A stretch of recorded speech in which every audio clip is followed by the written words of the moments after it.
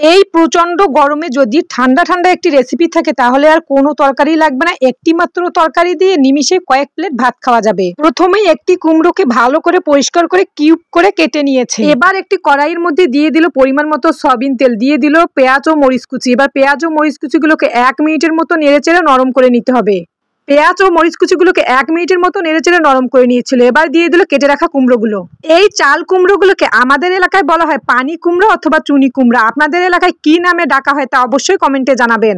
মরিচ ও পেঁয়াজ কুচির সাথে কুমড়োগুলোকে প্রায় 2 হতে 3 মিনিটের মতো ভেজে নিয়েছিল। তারপরে দিয়ে দিবে পরিমাণ মতো হলুদ গুঁড়া, স্বাদ মতো লবণ। আবারও কুমড়োগুলোকে সবগুলোর সাথে প্রায় 2-1 মিনিটের মতো ভেজে নিবে। ভেজে নেওয়া হয়ে গেলে দিয়ে দিবে পরিমাণ মতো মশলা গুঁড়া। এবার সবকিছুর সাথে কুমড়োগুলোকে খুব ভালোভাবে ভেজে নিতে হবে, যাতে করে কুমড়োর যে কাঁচা গন্ধটা থাকে তা চলে যায়। প্রায় 5 মিনিটের মতো খুব ভালোভাবে ভেজে নিয়েছিল। এবার একটু ঢাকনা দিয়ে 2-3 মিনিটের মতো রান্না করে নিয়েছে। ঠিক 2 মিনিট পর ঢাকনা খুলে কুমড়োগুলোকে আবারও প্রায় 5 মিনিটের মতো খুব ভালোভাবে ভেজে নিয়েছিল। খুব ভালোভাবে ভেজে নেওয়া হয়ে গেলে দিয়ে দিবে কুমড়োগুলো সিদ্ধ হওয়ার জন্য পরিমাণ মতো পানি। এখানে পানির পরিমাণটা একটু বেশি দেওয়ার চেষ্টা করবেন। এবার দিয়ে দিল পরিষ্কার করে ধুয়ে রাখা মুসুরের ডাল। এখানে হাতের মুঠ দিয়ে 2 মুঠ মুসুরের ডাল দিয়েছিল। এবার সবকিছুকে সামান্য একটু নেড়েচেড়ে একটি ঢাকনা দিয়ে রান্না করে নিতে হবে, ততক্ষণ পর্যন্ত না সবকিছু খুব ভালোভাবে সিদ্ধ হয়।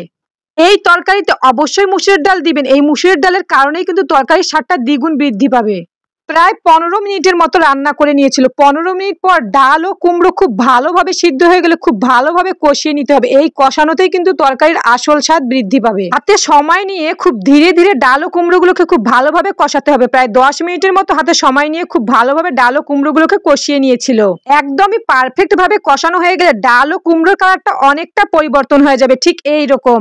একদমই পারফেক্ট ভাবে কষানো হয়ে গিয়েছে। এবার দিয়ে দিবে ঝোলের জন্য পরিমাণ মতো পানি।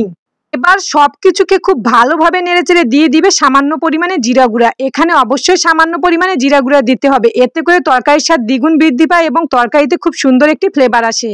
এখন চুলার জালটাকে একদমই হাই ফ্লেমে রেখে একটি ঢাকনা দিয়ে প্রায় 5 মিনিটের মতো রান্না করে নিতে হবে।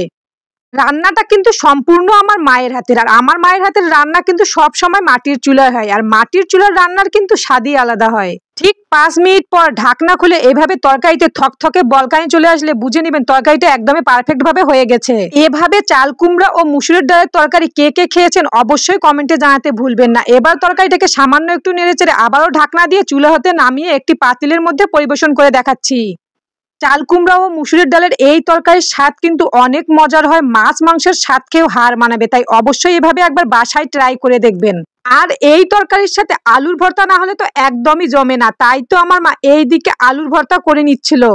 ঠিক যেভাবে সচরাচর আলুর ভর্তা করা হয়, ভাজা মরিচের সাথে লবণ ও আলু ঢেলে আলুর ভর্তা তৈরি করা হচ্ছিল।